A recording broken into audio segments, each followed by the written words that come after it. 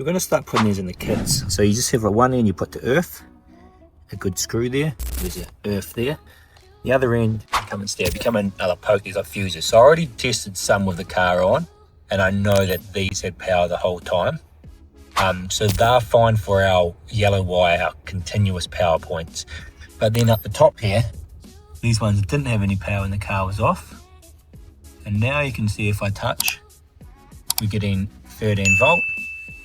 And that shows you that they have power only when the car is on. So I want to use one of these down the bottom for the yellow wire, and the one at the top for the red, and the earth, we can just use this one here for the earth right here.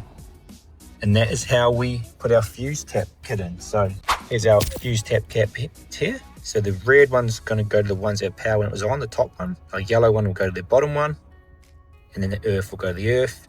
You have to use the blue fuses because they're obviously like a 15 amp fuse, so we have to match them to 15 amp fuses on here. So we're going to put that in, and that'll be our power source. So there we have it.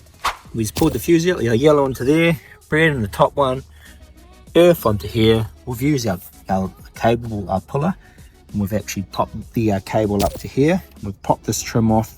I'll run it next to where the other wires actually go on the trim here.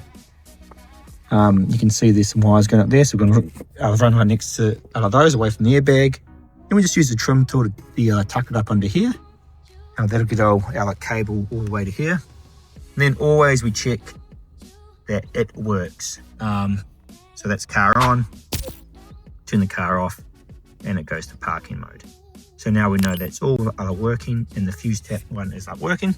For the rear camera, and we just do this same thing. We use our trim tool, and we push in here, and we tuck the cable down all the way to the back.